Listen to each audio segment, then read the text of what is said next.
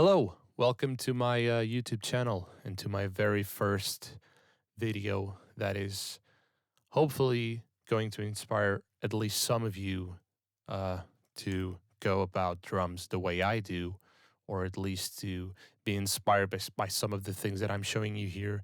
This is a song that hasn't come out yet, so that means that I don't have the legal means to show you the full song. So I'm just going to show you a portion of the drums as they are, and then I'll bypass all the plugins and all the sends and all the parallels. If you want to bypass the plugins on the first row of inserts, in other words, the plugins that go from slot A to slot E, you want to press Shift 2, see? And if you want to do the same for the bottom row, you've guessed it, you just press Shift 3. There you go. And then, much to my amusement, if you do the same for the sends, it also works. But in this case, you're gonna want to press Shift 4 and Shift 5. There you go. So again, let's hear the processed version. And as we go along, I'm not gonna stop. I'm gonna, bypass all the sends and all the inserts a few times so you can actually hear the difference between the mixed version and the non-mixed version of the drums. So here we go.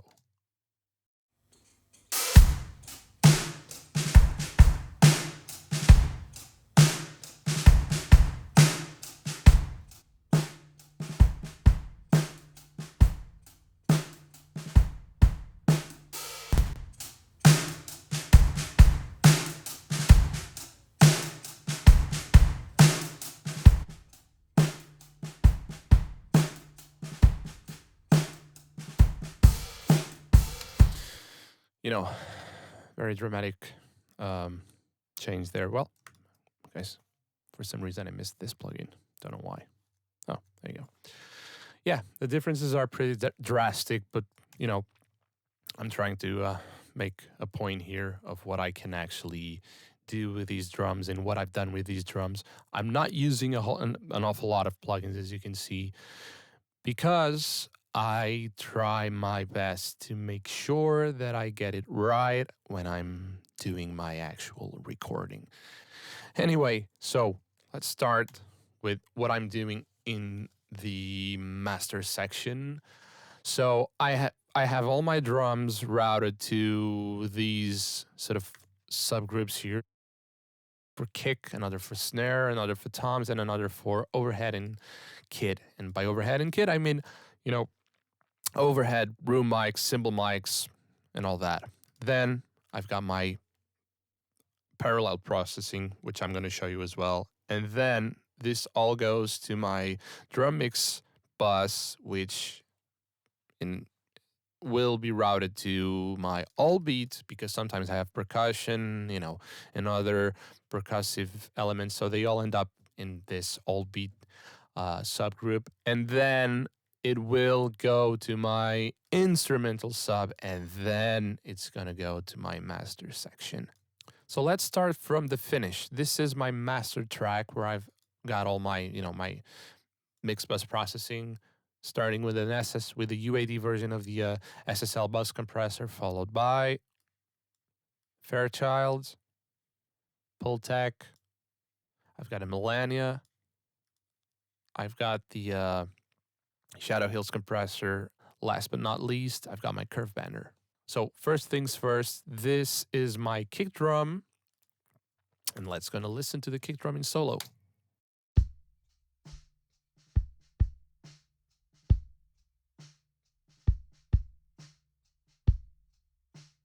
So not a bad kick drum, sounds all right. It's the close mic. I've got a kick sub as well. I'm gonna show you that too. But let's start with this one. I've got a very simple stock gate on it.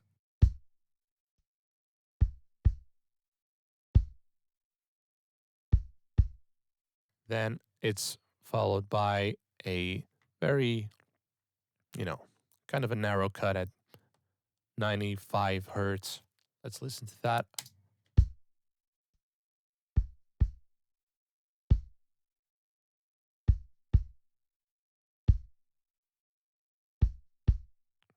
Okay, after that, I've got a kick sub. Let's listen to that in solo.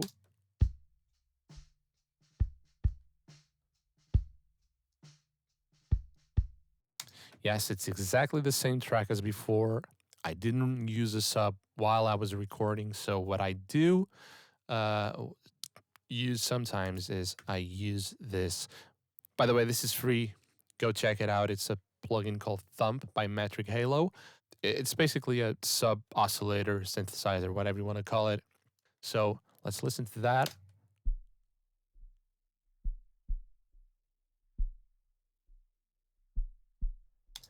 It's fairly low. Oh yeah, and I'm using a gate as well because again, I've duplicated this track. So I've multed the kick drum track and I've inserted that thump plugin. But I don't want the thump to be triggered by any of the bleed. So I'm using the exact same settings, or at least I think they're fairly similar settings from the one that I used in the kick drum, the original kick drum, so that I'm not triggering the thump with any fake hits from the snare or the toms.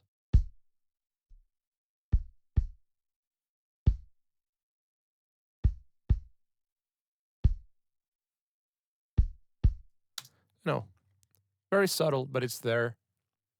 So before we move to the snare and all the other bits of the drum, the other part of the drums, you've probably noticed that I haven't activated my bottom row yet. So I'm going to activate the two plugins that I've got at the end of the chain, and these are my console one plugins by Softube. I'm using the SSL 4000 model. Um, and I can actually show you what I'm doing here. So let's listen to the kick drum, to the two kick drums.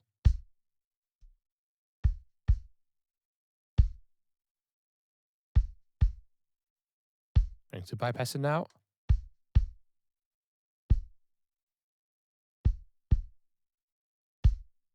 Bit of EQ, bit of compression, nothing on the kick sub.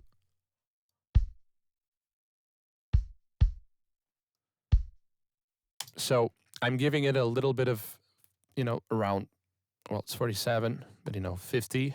And then I'm cutting a whole lot of, that sort of boxy sound that you get from the very low mids. Then I'm boosting a lot of 8.6 and a lot of 6.8 for point. Here's the EQ bypassed.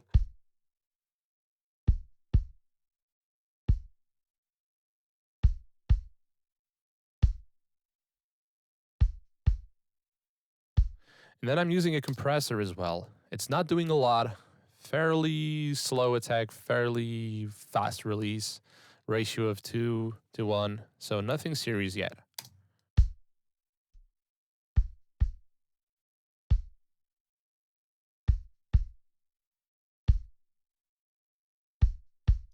I found that, as a mixing engineer who mixes mostly in the box, I had the luxury to mix out of the box, with analog gear. And sometimes I have the luxury to do that. But, I'd say that 99% of the times I'm mixing in the box. And to my ears, I like to use small increments of different plugins. It doesn't always have to be like that. Again, use your ears. Don't use my words or what I'm telling you. Use your ears. But I found over the years that I get a lot better results if I do little increments instead of trying to slam everything in one compressor or one EQ, which is why I'm not doing a whole lot just yet on the individual tracks. But we'll get to that in the sub groups and the parallels. So moving on to the snare drum. Here is my top snare with nothing on it first.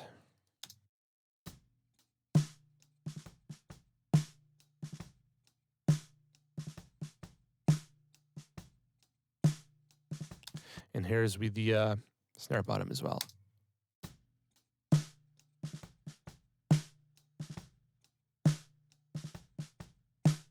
Okay, I've got a couple of gates in the top row. but I'm not gating it a lot because there are a lot of ghost notes, as you can hear. So I don't want to cut that, but here he goes.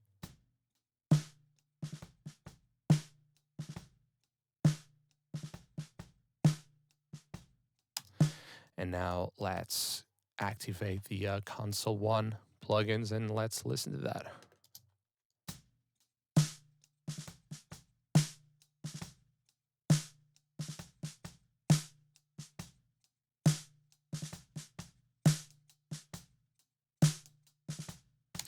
Here's the snare drum with the Console 1 plugins bypassed.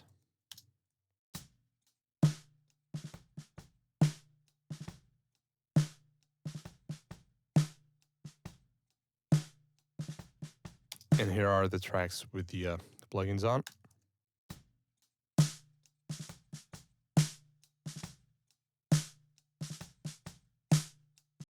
Going a bit more, extreme here.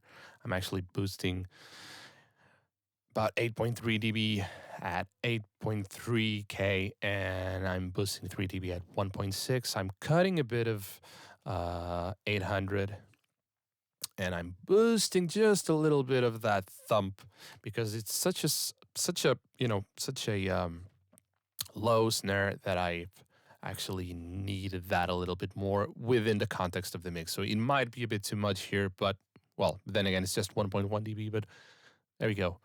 Oh, and I'm also high passing at 81 hertz, and I'm high passing at 136 on the snare bottom, and I'm doing very similar moves here in terms of EQ, and I'm not compressing any of those snares just yet. So, moving on, we've got the toms. Actually, you know what? We're going to keep the toms where they are for now because they don't come until later in the song. So let's listen to, what is this? Crunch mic. Okay, this is called Crunch 160 because it's the Biodynamic M160. It's an incredible mic, incredible bang for the buck. It cost me around 400 euros. I love this microphone, and it sounds like this with nothing on it.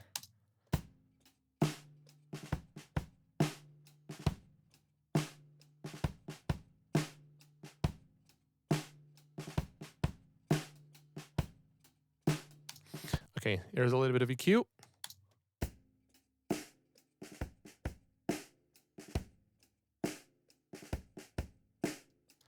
Quite drastic. I'm cutting. Whoa, I didn't know I was cutting so much, but what the hell do I care?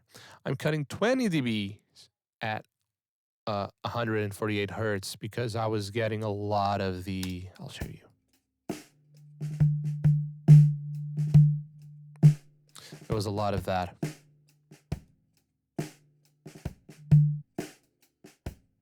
So, the Q is very narrow, and I just thought, well, I'm just going to cut it until it feels good. So there you go. And then I'm cutting I'm cutting quite a bit at 1K. Let's listen to that.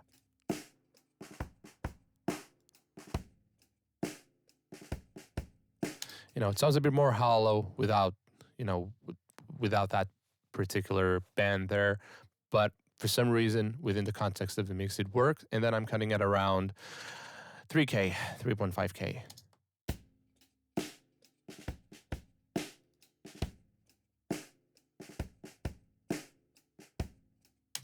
Okay, there we go. And then let's listen to my Console 1 plugin. And from what I remember, I think I've done quite a bit to it. Yeah, there we go.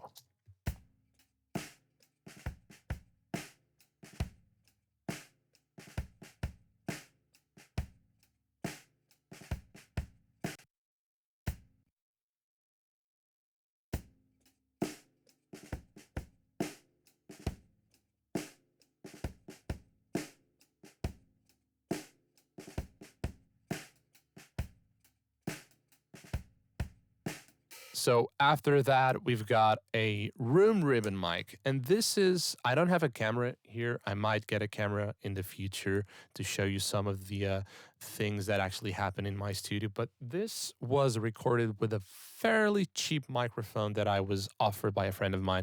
He didn't want to use it anymore. And he asked me, well, do you want to keep this? And I'm like, well, it's a microphone. So I'm always going to say yes. And this is a T-Bone. You know what? I can't even remember the model. It's one of those lollipop shaped.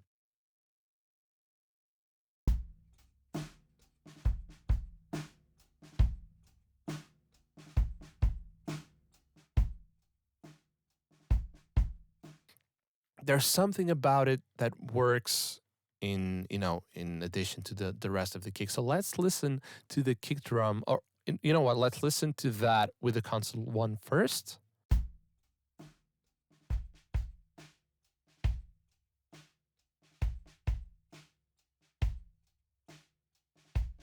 Now, oddly enough, I'm cutting a lot of low mids, and I'm even cutting some of the lows, and I'm high passing at 80. But let's listen to that with the kick drum and the kick sub.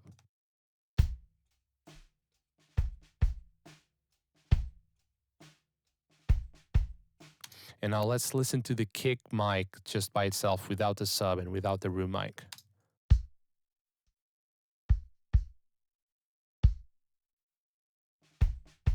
With it.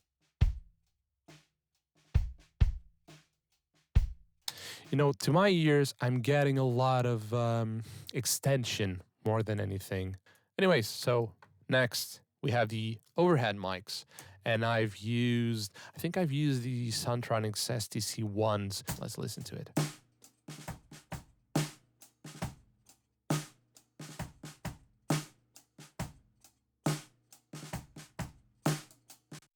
Here's the first plugin. This is, I'm fairly sure this plugin wasn't created by humans. I'm fairly sure this is either alien technology or, I don't know, divine intervention, whatever you want to call it. This thing sounds absolutely amazing. And big shout out to the guys at Oak Sound. So let's listen to the before version and then I will engage the plugin.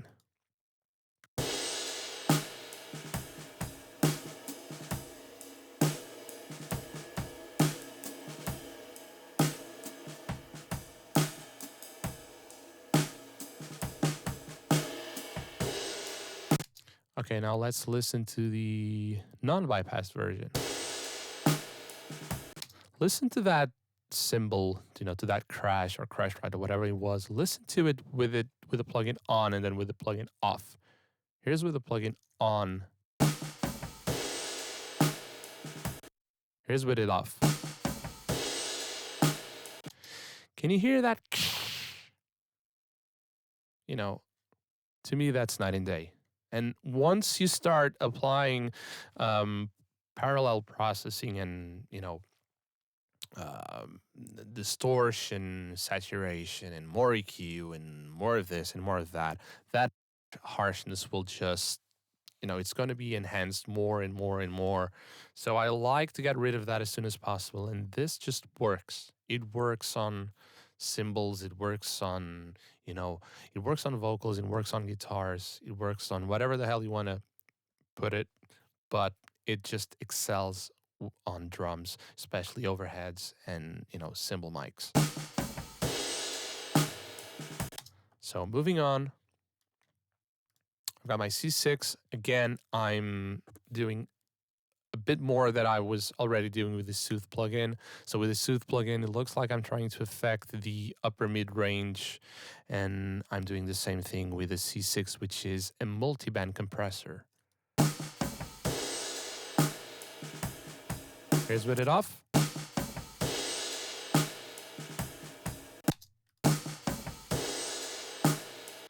I'm not trying to get rid of the cymbals. I'm trying to get rid of the very, very nasty harshness that is there in the original recording. Nothing too serious, but it will help me along the way. It will help me later once I start putting all these,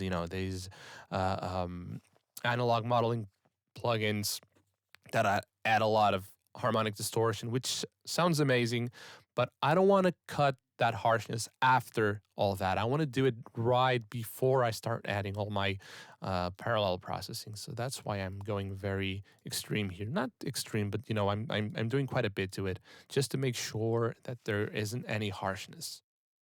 So next we have the 31102 by Neve. I mean, the UAD version of that. It looks like I'm just adding a little bit of sheen at 7.2. Let's listen to the before and after. This is before.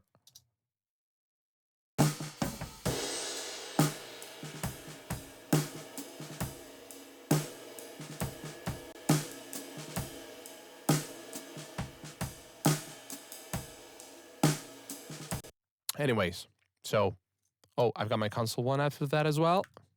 Let's listen to that. Okay, now we're starting to push things a little bit harder. Here's the before and after. Let me open the console one, and here's the before and after. Here's the before version.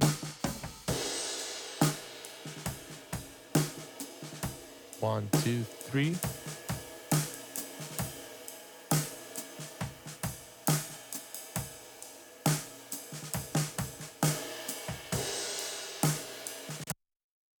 Okay, so I'm adding a lot of top end here. I'm cutting a bit of low mids, giving it just a little bit at 129, and I'm compressing it not a lot.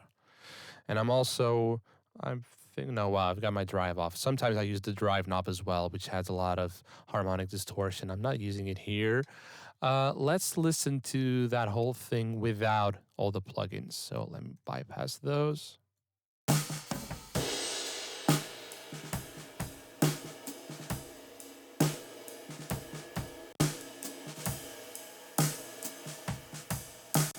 Okay, so next we've got the whole track, and the whole track or the whole mic is a mic that I set up in my in the corridor of my studio, and this thing just sounds absolutely amazing to my ears. So here it is without any processing.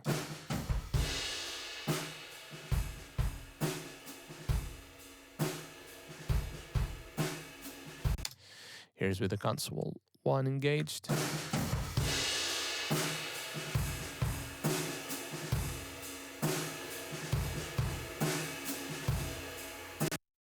So what I'm doing here, I'm not doing a lot. I'm cutting a lot of low end. I'm high passing at 107. I'm giving it a little bit of sheen at the top, and then I'm compressing the shit out of it, and I'm also pushing that drive knob.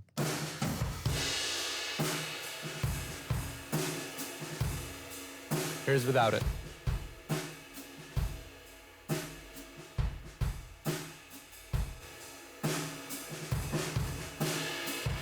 It just sounds a lot more, chaotic once I engage the compressor and the drive knob. But that's what I was going after, because actually I prefer it without it, but it didn't work as well. So I just had to leave it on. Oh, and I haven't forgotten about the toms, so here they are.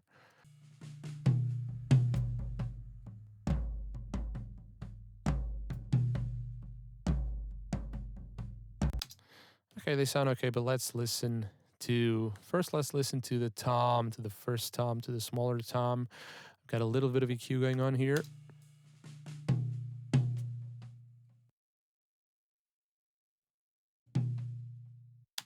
Cutting a lot of low end.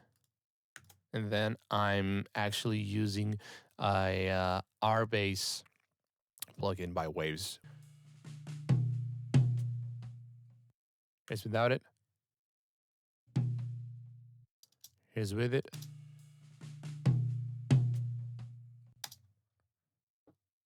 Again, not a lot, just enough. And then I'm using the console one to cut some of the low mids and some of the high mids as well, and giving a little bit of sheen there. And I'm compressing it a bit as well.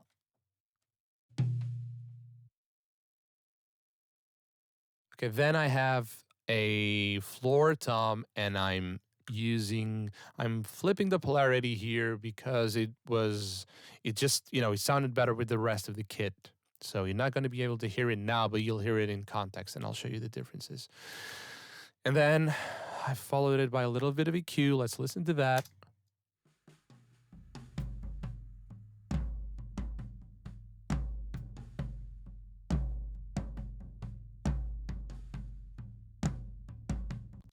Just getting rid of that papery sound. And then I'm using the R bass as well to generate some subharmonics.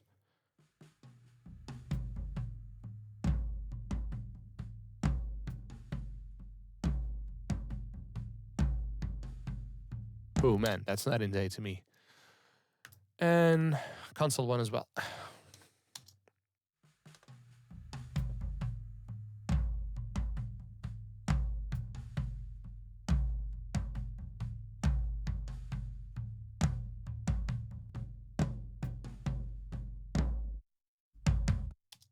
Let's listen to that again, and I'll be switching between the original version and the processed version.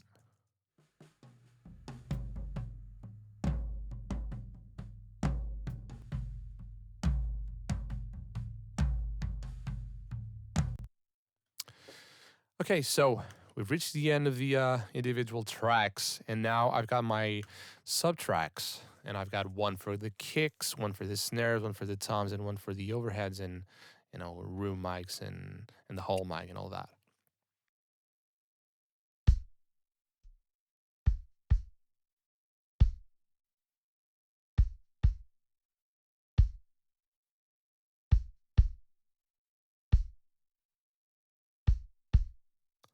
No, there was just a lot of sub, a lot of low end in the kick, which again, in solo, it might sound completely amazing, but in the context of the mix, you will kill your mix if you have too much low end on the kick or in the bass. So I'm just keeping it a little bit tighter, and there's not much else to it. Then in the snare drum, I think I copied this technique from somebody else. I can't remember who it was. I like to give credit to that person. I remember watching a video where somebody was using the R bass on that snare drum. It could have been very famous mixing engineer. It could have been someone fairly unknown. I'm not sure. I know that I saw this somewhere and I absolutely loved it. So if you guys know anybody else that might use this technique, let me know. And that might refresh my memory, and I might give the deserved credits to that person. But here's the snare drum tracks with and without the R bass.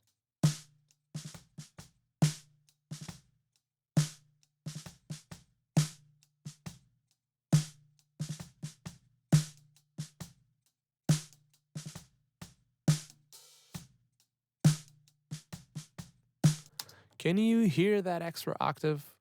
By the way, guys, listen to the video in quality headphones or studio monitors. Don't listen to it on your laptop or iPhone or iPad or whatever.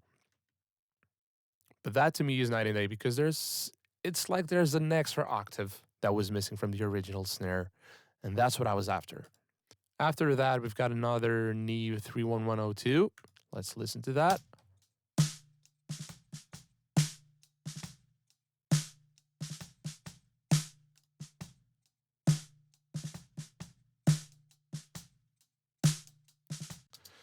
Not a lot, but just enough. I'm giving it a little bit of 3.2 and a little bit of 10 for that extra sheen, that Neves are known for. Okay, so it looks like I don't have anything inserted on the toms sub group or the overhead and kit. So let's listen to the parallel processing. And a lot of these parallel processing tracks and plugins are, I'm just going to say the word, are copied from Andrew Shep's template. They're tweaked to my own settings. I've retweaked them over the years, but this is where I got the original idea from. So big shout out to Andrew Shep's. I've got my KNS Crush. I think I've kept the name. This is probably the name that he uses as well. So it's my kick and snare crush. Sometimes I use it in other things other than kick and snare, but I'll use it in whatever works. And then I've got my Devil Lock by Sound Toys. It's the the simpler version, followed by the Tube Tech CL1B, followed by the Waves version of the Puig Child of the the of the Fairchild called the Puig Child, followed by my Drum Dirt um, track. Again, this is all Andrew Shep's idea. It's a lo-fi plugin. I'm not using any of the sample rate or the sample size settings. I'm just adding a little bit of distortion. And then I've got the Trash plugin by Isotope. This thing sounds absolutely amazing. And then I've got an EQ. I think I've added this EQ. I think it wasn't in the original chain. I've added this EQ for some reason, maybe to get rid of some of the boxing. Maybe I don't even have it on my template. It looks like I wanted to get rid of some of the boxiness, so I took out some 300. And last but not least, I've got my Fatso. I'm pushing the warmth to its extreme, so I'm really making sure that I grab all the nasty high-end peaks. Here's the muted version. Here's the drums without any of the parallel processing.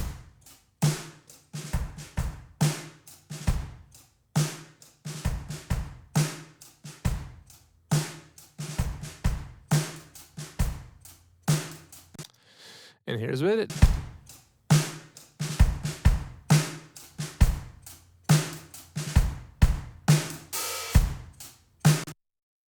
You'll probably notice a lot more mid-range meaty sound going on there, and a lot more extension and a lot more excitement going on. That's what I'm after with the parallel processing. I'm after a bit more excitement, a little bit more length. Okay, so here's the KS Crush.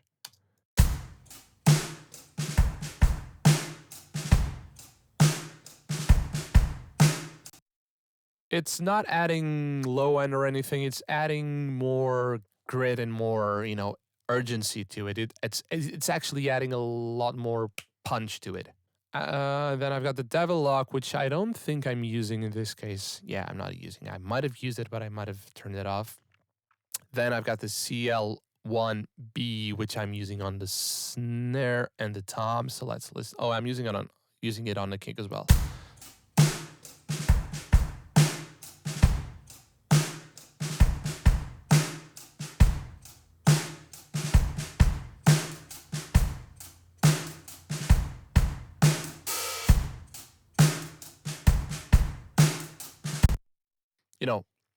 To my ears, that sounds better. It has a little bit more length, and that's what I'm after.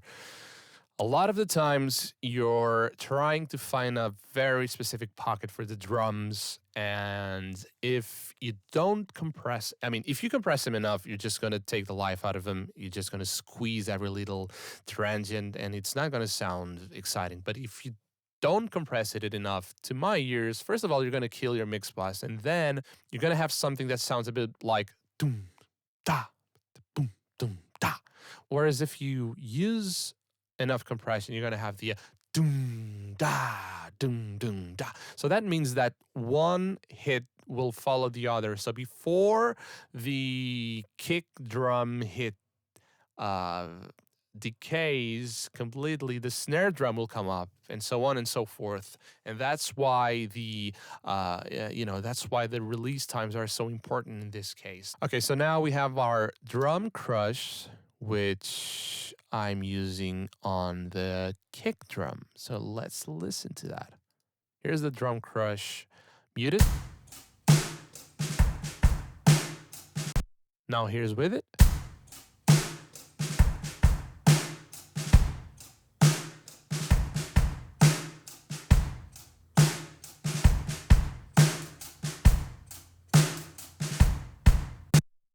So now we have the Drums Dirt, and this is actually named by Andrew Shaps. I didn't name it Drums Dirt. It was actually named in his template, and that's what it sounds like. It sounds like, it sounds dirty and, gritty, and it sounds amazing. Here's without it, and then I'll engage it.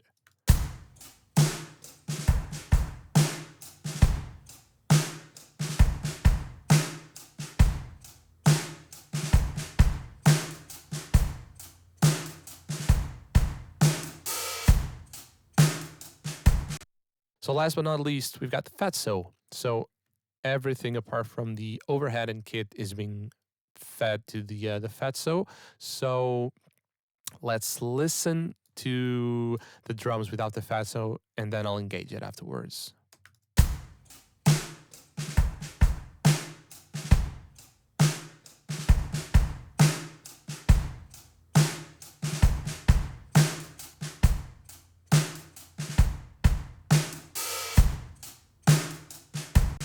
You know, everything that I've tried to show you up to this point with all the parallel processing channels is summed up with the fatso, because it adds all of those. It adds length, it adds distortion, it adds urgency, impact, punch, whatever you want to call it. I love this plugin for that reason. So then, before we conclude, we have our main mix bus, which is where I have my, final, well, not the final plugins. I still have one more important plugin that I want to show you, but this is the main mix bus, and I'm using the SSL 4000 bus compressor and the 31102.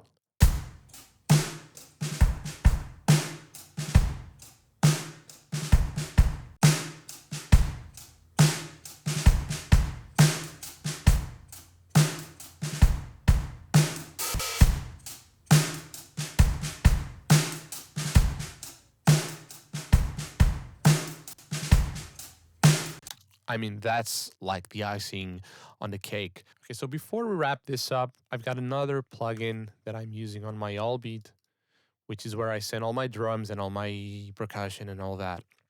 So that comes after the drum mix. And I'm using the UAD Stutter A800. And let me show you the bypassed version, which is, I think it's the through button. And then I'll show you the repro, which is the engaged version, so you can listen to the difference. Here's without it.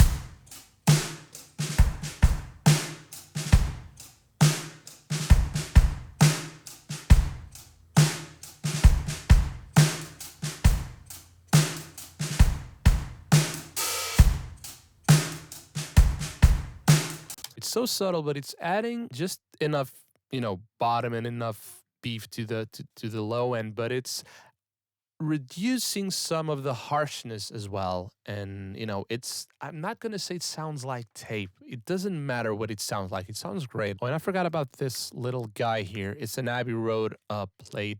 It's actually the EMT 140 by UAD. Let's listen to that.